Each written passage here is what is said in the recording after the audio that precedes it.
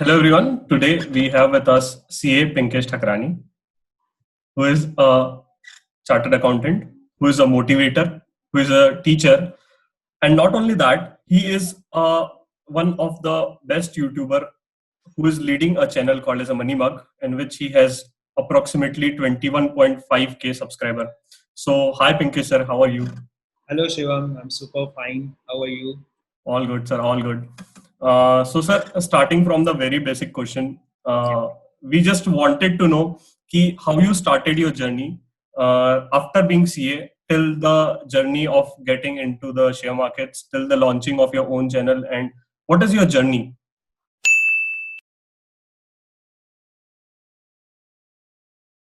Yeah, so मैं थोड़ा यहाँ पे हिंदी इंग्लिश दोनों को मिक्स करूँगा. Yes, yes. So it would be very great to connect with the audience. Okay.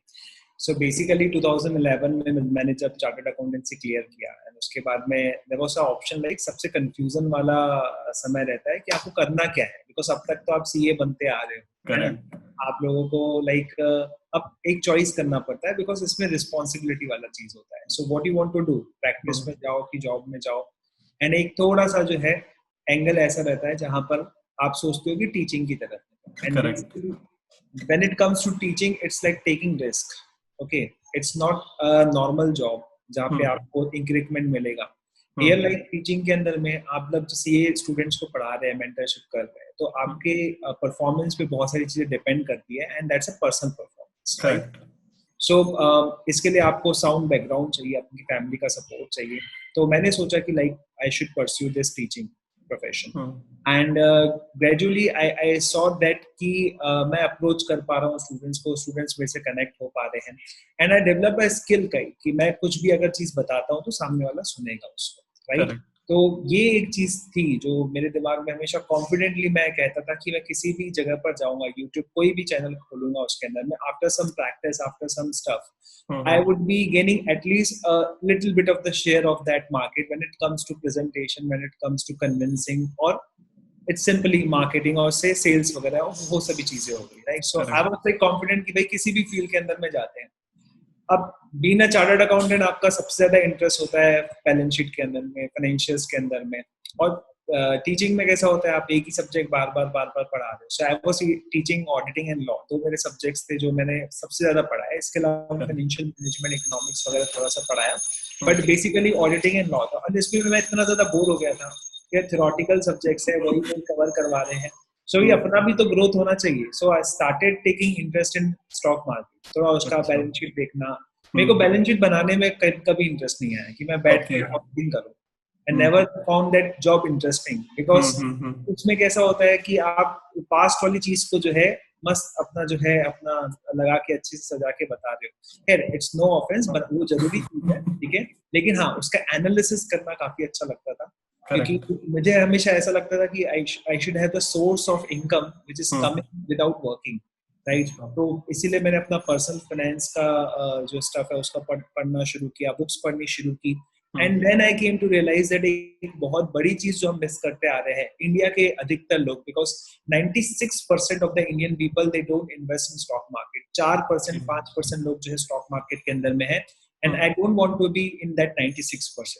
Traditionally आप देखेंगे मेरे पेरेंट्स या फिर पूरे मेरे खानदान को आप देखेंगे स्टॉक मार्केट से कोई कनेक्शन नहीं है, पता भी नहीं है. They don't want to enter into the stock market at all, because इसके पहले जितने भी स्कैम्स वगैरह हुए हैं एंड ऑल दैट, उसकी वजह से लोगों में एक धारणा बनी हुई है, एक मिसकंसेप्शन बना हुआ है कि बड़ा रिस्की चीज है, जुए वाला चीज है, गैम्बलिंग वाला चीज है. इवन जब मैंने अपने कुछ लोगों से पूछा था कि आप मिथ बताओ, कुछ किसी टाइप की जो है आपके मन के अंदर में कोई कंसेप्शन है रिगार्डिंग स्टॉक मार्केट, तो पहला आता था कि स्टॉक मार्केट से.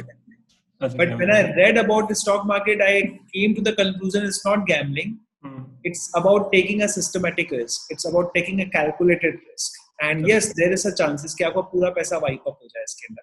बट अगर आप उसमें हमेशा आप स्टॉक मार्केट में जाते हैं तो देयर आर टू चांसेस, भाई दो चीजें हो सकती है, या तो आप जीत जाएंगे या फिर हार जाएंगे, राइट. या तो वो आगे बढ़ेगा शेयर, या तो पिट जाएगा वो शेयर. लेकिन अगर आप सोच समझ के पढ़ाई करके थोड़ी मेहनत करके अपने डिसीजन को जो है लेते हैं, एक ऐसी कंपनी में पैसा डालते हैं जिससे आप कन्विंस है उसके बिजनेस से, करेक्ट। तो चांसेस प्रोबेबिलिटी जो है वो 50% की 60-70% हो सकती है आपके विनिंग की।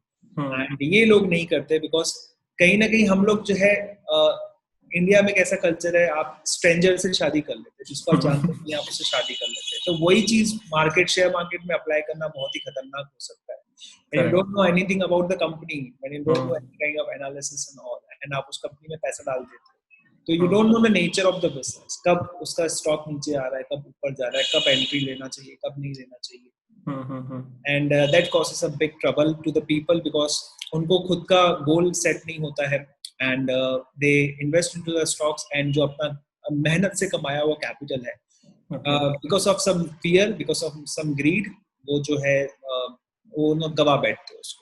so मेरा ऐसा था कि बेसिकली यहाँ पर मेरे को खुद को भी अपना कैपिटल बेस स्ट्रॉन्ग करना था, वेल्थ बनाना था, एंड उसके साथ में क्योंकि मैं टीचिंग के अंदर में था, so मुझे ऐसा लगा कि why shouldn't I share this knowledge, why shouldn't I take it to the people, why shouldn't I bring a movement where I could make people know that this analysis discussion things are very important when you're investing in the stock markets or in any other instrument. Okay.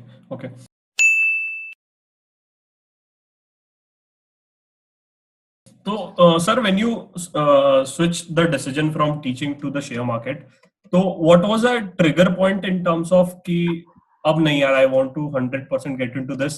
How did you convince the people? Because that is a major challenge. क्योंकि what happens is कि might not be knowing, but I am still into the teaching. I am focusing on digital teaching only. Like I am not focusing on the face-to-face classes anymore.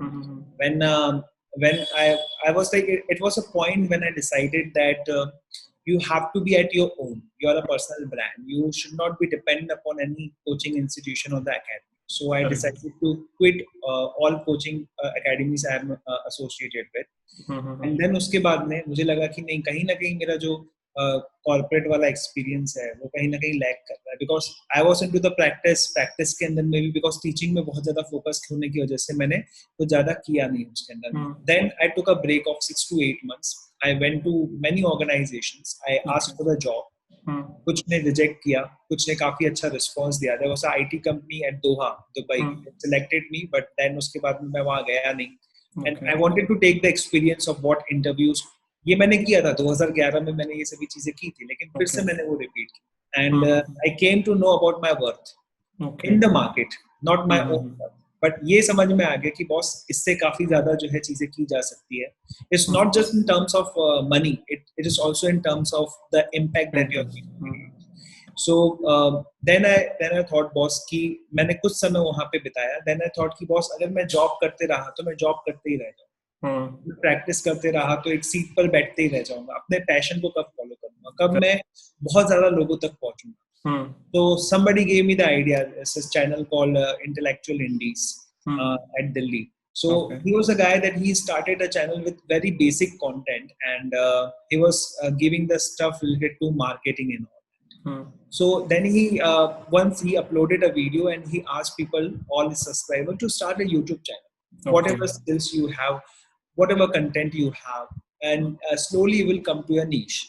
So that motivated me, and I was sitting at the, मैंने camera लिया था, camera because मैं teaching कर ही रहा था तो इसलिए मैंने कैमरा लिया हुआ था। दूसरा कैमरा लिया हमने DSLR, एक माइक लिया मैंने, and then I started with अपना यूजुअल जो इंस्पिरेशन क्लास के अंदर में मैं देता था, तो उस पर मैंने एक वीडियो डाला। एंड मैं जब वीडियो मैंने उसको डाला तो किसी ने देखा नहीं, बिकॉज मैंने नया चैनल स्टार्ट किया था। एंड व्हाट हैपेंड कि उसको किसी ने देखा नहीं, और जब मैं खुद को देख रहा था तो मुझे लग रहा था कि यार इस वीडियो में बहुत कमी है। तो 1 से 1.5 महीने में वीडियोस डालते रहा, लेकिन शेयर नहीं किया मैंने। Then one of my student called me कि सर वो SBI कार्ड का IPO आने वाला है, are you investing into it?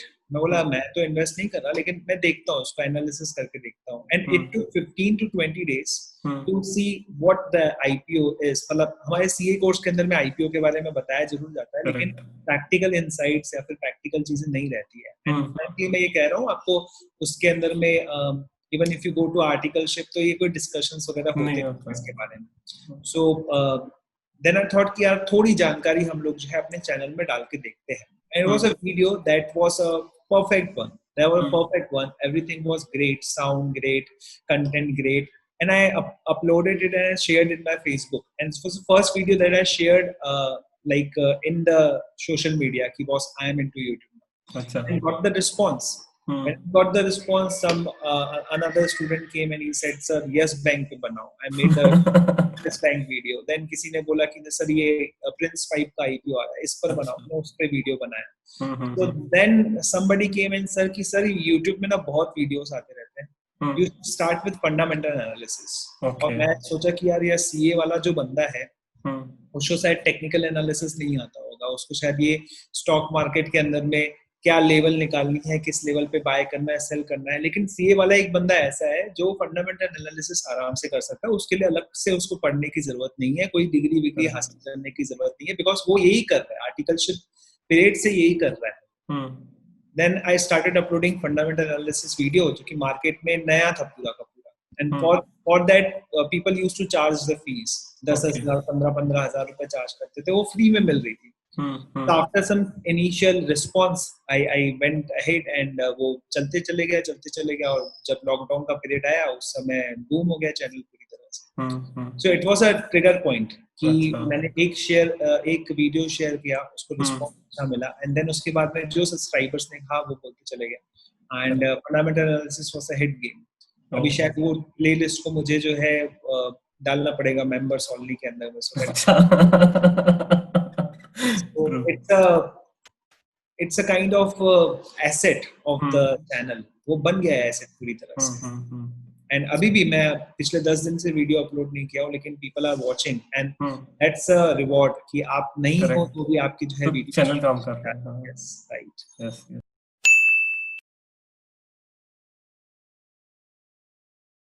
So sir, you said that कि if someone has a good interest in SFM or someone has a good interest in during the CA curriculum, है ना, क्योंकि क्या होता है most of the students को interest आता है ना, but उन लोगों को थोड़ा डर लगता है यार अभी शेयर मार्केट में इतना डालना चाहिए क्या पैसा, रिटर्न आएगा कि नहीं, and all this stuff. तो उनके लिए आपका क्या एडवाइस है? भाई अभी घोड़े पर आपको बैठने के बाद ही पता चलेगा कि सवारी कैसी होती है. अच्छा.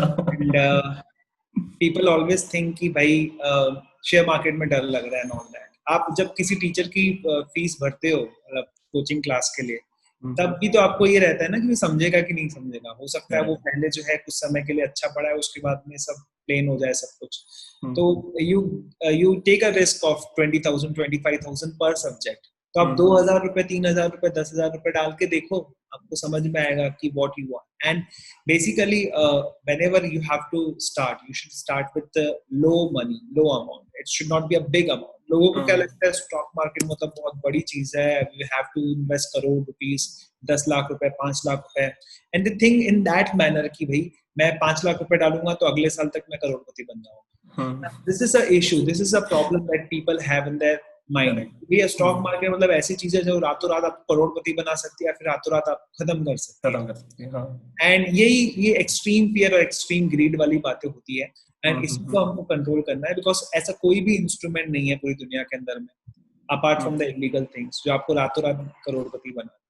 तो स्टॉक मार्केट में आप छोटा पैसा निवेश कर सकते हैं, 500 रुपीज से शुरुआत कर सकते हैं. आप समझिए अपने आप को, एक प्रोसेस है, it's a process, it's not something कि गए और बढ़िया मजा आ गया एकदम बहुत सब कुछ हो गया करके. इट मे हैपन समटाइम कि आपने कुछ ऐसे स्टॉक को पिक कर लिया, उसमें जो है कल तेजी आनी शुरू हो गई और डबल ट्रिपल हो गया, right. But it would be a मियर speculation और ये आप बार बार नहीं कर पाओगे. ये प्रोसेस है जिसको आपको समझना पड़ेगा, सीखना पड़ेगा, और जैसे जैसे आप इसके अंदर में एक्सपीरियंस गेन करते जाएंगे वैसे वैसे आपका कॉन्फिडेंस बढ़ेगा. ये कॉन्फिडेंस आपको जो है स्टॉक मार्केट में पैसा कमा के देगा. ऐसे एनी डिग्री, कोई भी आप डिग्री लेकर बैठ जाइए, आपको जो है एक्सपीरियंस के बेसिस पर ही स्टॉक मार्केट में ज्यादा पैसा कमाने को मिलेगा. और एक्सपीरियंस भी आपका फोकस एक्सपीरियंस होना चाहिए. It's not just passing of the years and you are setting an experience into the stock markets.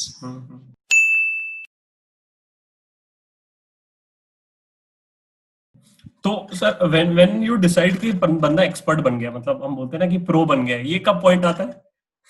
Basically stock market में जितना मैंने सीखा है, जितना मैंने अभी तक लोग को देखा है, हमारे कुछ सब्सक्राइबर्स है, they are like in crores of portfolio. They are following me, they are coming to each live chat, they are even ready to pay the money. I am not charging anyone right now because उसमें आपको SEBI certificate लेना पड़ता है. तो तो ऐसे बहुत सारे लोग जो है आते हैं एंड देन उनको देखने के बाद ये समझ में आता है कि they are not expert into finding the things like financial statements कैसे हैं. They are more expert into keeping the basic principles like being patient. आप patient रहो, बैठे रहो, ठीक है, चीजों को देखो कैसी क्या जा रही है, कहाँ जा रही है, कहाँ नहीं जा रही है. So it is that level of expertise in managing your emotions. It is not about financial statements. भाई financial statements तो audit होकर जो है सामने आ रहे हैं, सबको समझ में आ रहा है कि profit क्या है, सबको समझ में आ रहा है कि कंपनी का बिजनेस आगे अच्छा हो सकता है कि नहीं हो सकता है. When आप किसी भी छोटे बच्चे से पूछोगे कि रिलायंस का जियो है तो बोल देगा ना भाई कि बढ़िया है, बहुत बढ़िया चलने वाला, अभी तो जियो मार्ट आने वाला है, उसको समझ में आ जाता है वो चीज.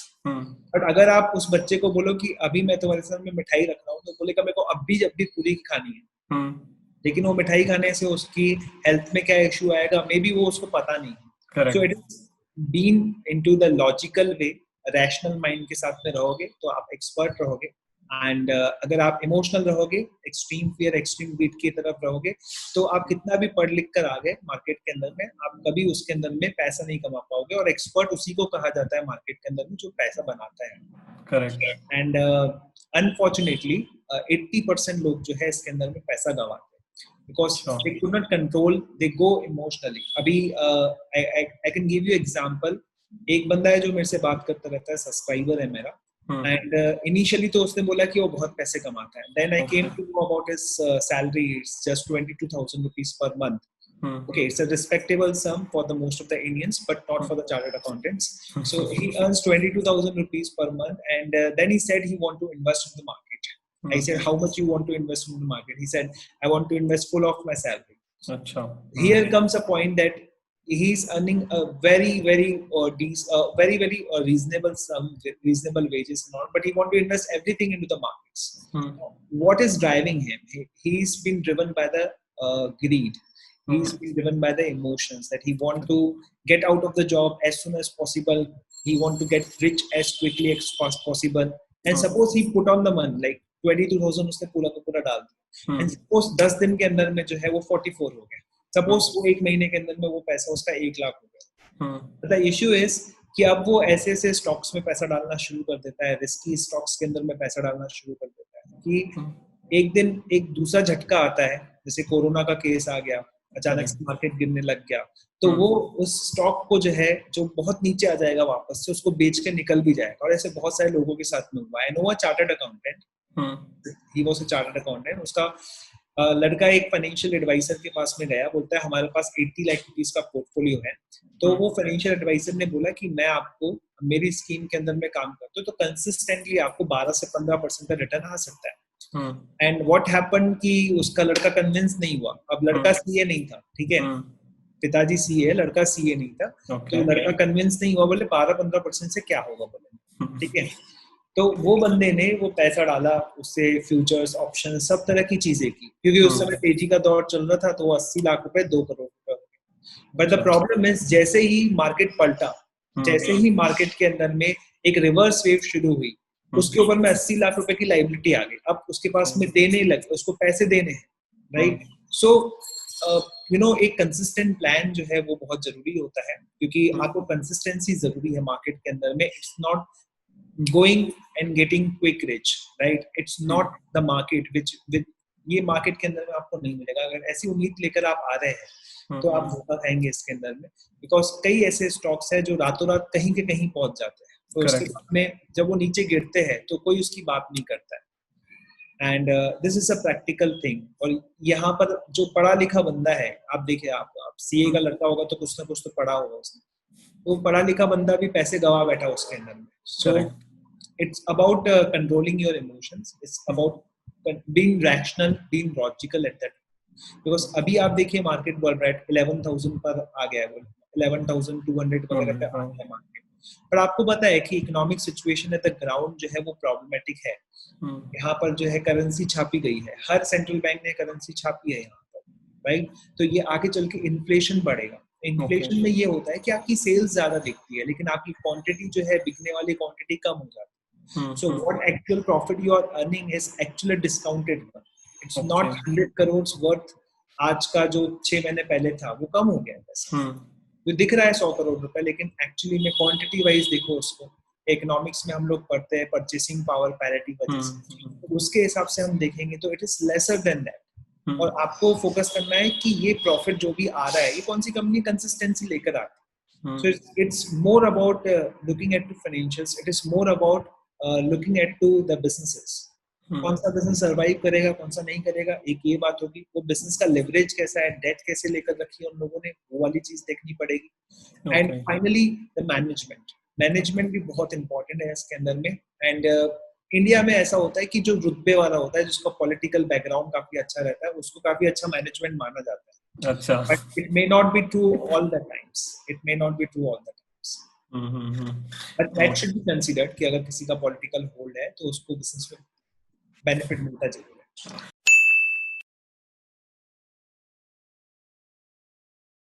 अच्छा, so what percentage of your CA journey helped you to understand this market का concept, और Yeah, कितना percentage initially when I qualified, so I had an interest in the market. So basically मैंने अपना उस समय शेयर खान चला करता था, मैंने पैसे डाले 10,000 रुपए, उसके बाद में 10,400 बने, और मेरे में भी वैसे ही, चलो यार बेच तो हो गया, 400 रुपए कमा लिया, हो गया, अब और नहीं डालेंगे।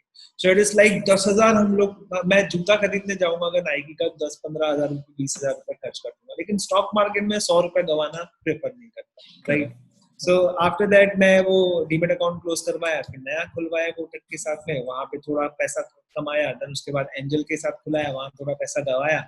एंड देन उसके बाद में मेरे को समझा यार ये जो चीज है ना, ये पढ़ समझ के करनी पड़ेगी। It's not about just demat account खुला, पैसा डाला, जो स्टॉक 52 वीक लो दिख रहा है उसमें डाल दो और उम्मीद करो कि 52 वीक हाई हो जाएगा। 2-4 रिपोर्ट यहाँ वहां से पढ़ ली and all that. You have to sit down and you have to study, और देखना पड़ेगा आजू बाजू में चीजें कैसी हो रही है। एंड जब पूरी शांति हो जाएगी, खबरें हर जगह से खत्म हो जाएगी, तब आप पैसा डालोगे, तब आप इन्वेस्टर कहलाओगे। इन्वेस्टिंग इज नॉट अबाउट यार 52 वीक लो जा रहा है चलो इन्वेस्ट कर देते हैं, थोड़ा बढ़ जाएगा 10-20%, 30%। इन्वेस्टिंग का मतलब होता है, बीइंग एन इन्वेस्टर मतलब entering at a very right time, entering when the others are in fear, when सब मार्केट लो चल रहा है।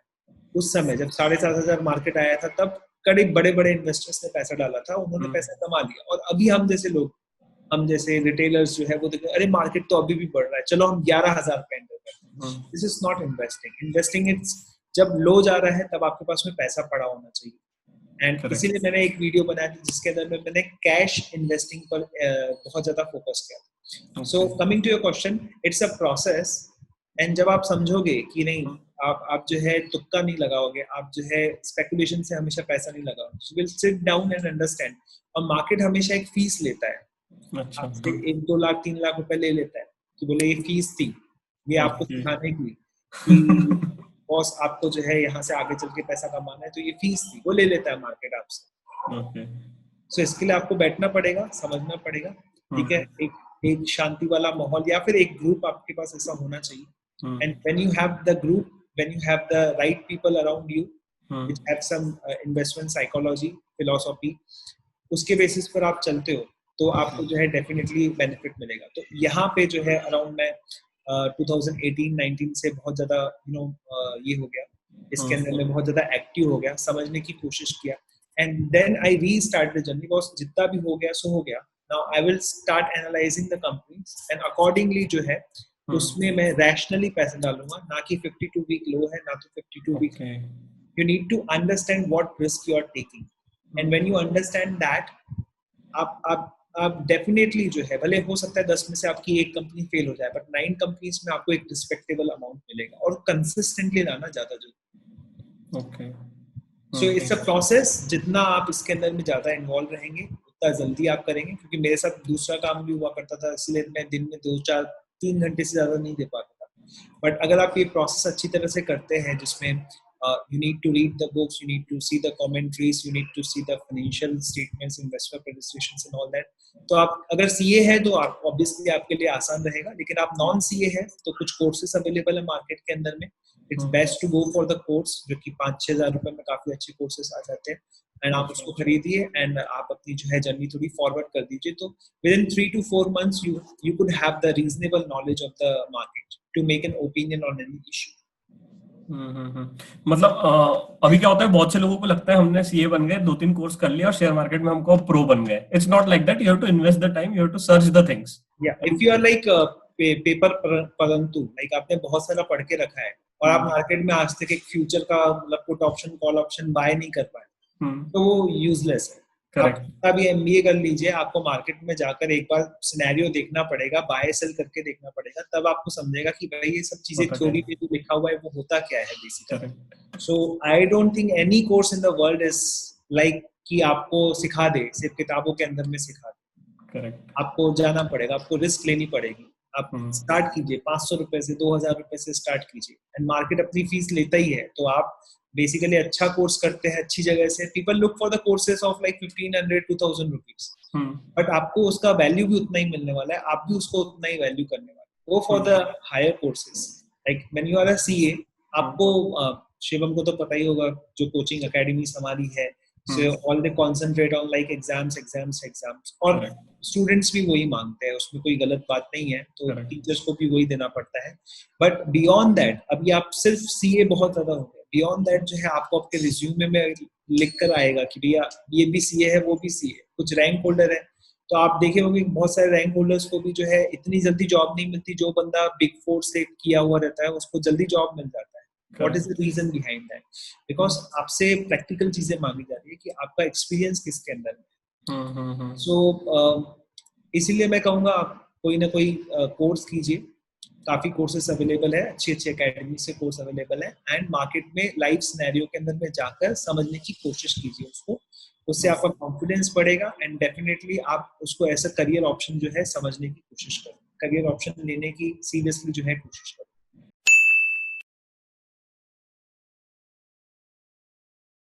So, Pinkesh sir, what is your last advice to CA students who wants to get into this domain, and also give some advice for November exams? अभी exams आ रहे हैं बच्चे लोग, तो they're worried about this.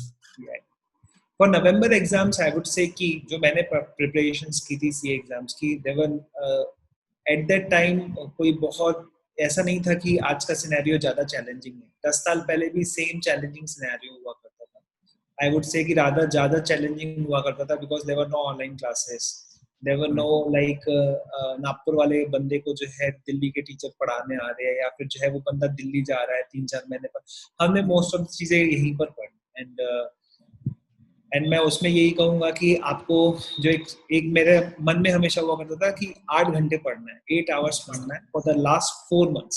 और मैंने वो last 4 months में बहुत ही रिलीजियसली 8 घंटा पढ़ा. एंड आप कितने भी सीए स्टूडेंट से पूछेंगे जो पास हुआ है, वो आपको यही एक्सपीरियंस देगा कि आखिरी में उसने मेहनत की, 4 महीने वो पढ़ना पड़ा उसको. तो इस ड्यूटी पर आप लगे रहिए, प्लानिंग अपनी रहिए कि हर सब्जेक्ट को आप कैसे कवर करने वाले हैं.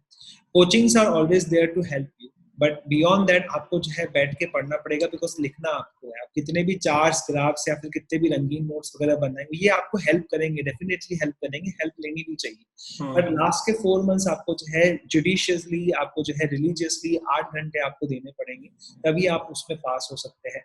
और ऐसे बहुत कम लोग होते हैं जो कम मेहनत करके पास करते हैं, लेकिन मुझे मेहनत लगती थी तो मैंने मेहनत की वहां पर.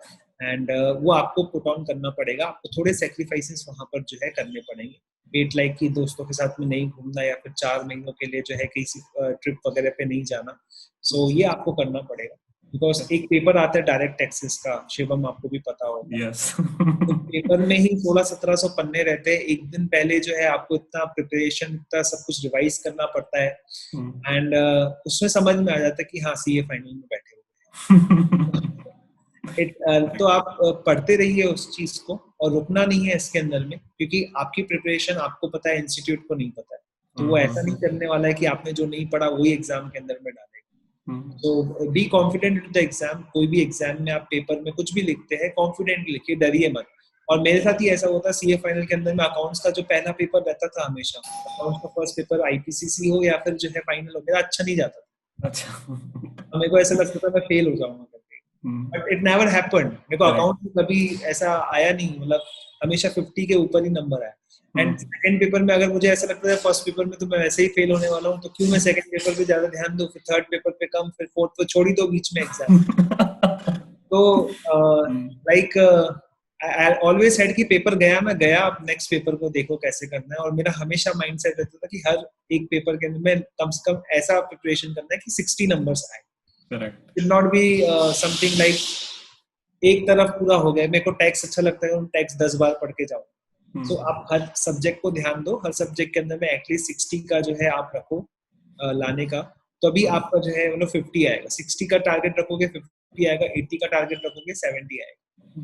और कोई रॉकेट साइंस नहीं है, consistency is more important. Correct.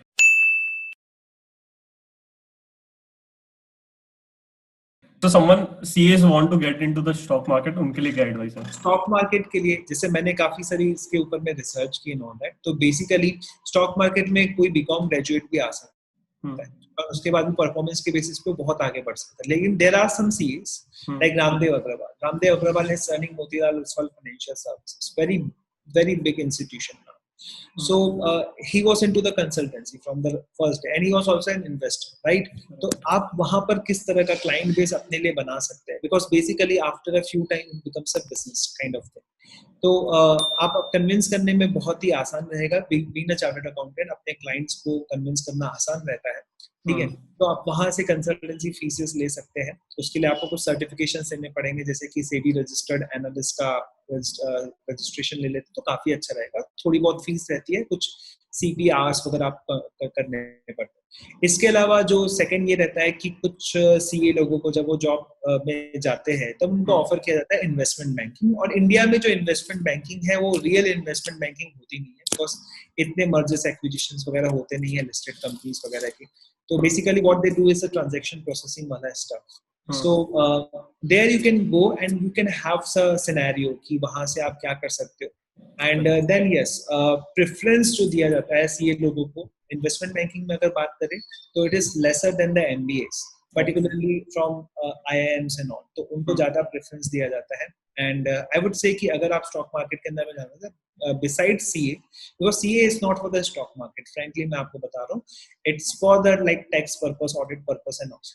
तो अगर आप CA के अंदर में आप CA करने के बाद में stock market, you should pursue CFA आपको साथ में करना चाहिए. या फिर अगर आप काफी अच्छे हैं, कैट वगैरह प्रिपेयर करके आप किसी IIM में जाना चाहते हैं, वहाँ पे फाइनेंस डिपार्टमेंट में जाइए, उसके जरिए जो है आप इस फील्ड के अंदर में आए तो it would be better. Because कई लोगों को ऐसा तो मुझे स्टॉक मार्केट में इंटरेस्ट है, चलो मैं कर रहा हूँ टेक्निकल एनालिसिस दुनिया भर की चीजें कर रहा हूँ, CA छोड़ दिया, मैंने कमाना शुरू कर दिया ना यहाँ से. लेकिन you should have a insurance for your life. So CA is an insurance. CFA is a double insurance. Okay. And if you do MBA from a very good college, it's triple insurance. So there you will not be like कि मेरे को अभी job का problem जाने वाला है कभी life के अंदर. You can come back anytime. You can come back. तो डिग्री आपको कंप्लीट करना है. यस, ये बहुत ही फैंटेसी वाली चीज है. Stock market is like wow, अरे वो बंदा है स्टॉक मार्केट में, वो तो करोड़ों रुपए कमाता है. लेकिन जब वो करोड़ों गवाता है वो आपको बताता नहीं. Correct, right. सो आपको आपका इंश्योरेंस पहले सिक्योर करना है, आपका CA आपको सिक्योर करना है. देन उसके बाद में ऑप्शंस अवेलेबल है. या तो अगर आप ऑलरेडी काफी अच्छे हो उसके अंदर में, जॉब आपको अच्छी जगह पर मिल जाती है इक्विटी रिसर्च वगैरह में, उसके बाद आप जर्नी शुरू हो जाती है तो काफी अच्छा है. काफी CA लोगों को उसमें जॉब नहीं मिलेगी तो they could pursue the CFA and they could also do the MBA and then after they can like apply for the job and all. तो वहां पे वो लोग आगे बढ़ सकते हैं. इंडिपेंडेंट जो कंसल्टेंसी है इसमें थोड़े पापड़ बेलने पड़ते हैं, बिकॉज काफी CAs मैंने देखे जो they are very good in selling the insurance वाला stuff, but they are not good at all in selling the stock market वाला स्टफ. अच्छा, ठीक है. तो बेसिकली वहां पे ज्यादा पापड़ बेलने पड़ेंगे. और it's all about credibility. It's all about credibility, being honest to the people, and that's the thing that I could grow my channel to 21,000 subscribers because the credibility was immense. मैंने कोई भी चीज मतलब अपने लिए नहीं बोली कि मैंने इस पैसा डाला हुआ है स्टॉक मार्केट का, स्टॉक मैंने लिया है तो आप भी इसके अंदर में डालो. It was all purely on the fundamentals, purely on the studies, and that would pay you in the long term also. People will be paying you more and more based upon the credibility. It is in the like consultancy on the personal level. उसमें आपको credibility जो है वो ऊपर रखना पड़ेगा, integrity रखना पड़ेगा उसके अंदर. सही है. मतलब thanks Pinkesh sir, it was like a lot of knowledge and this will definitely help anyone who wants to pursue his career into stock markets or when to go into investment banking. Thank you Pinkesh sir. Thank you Shivam. Thank you Vanshika. Okay. Bye bye.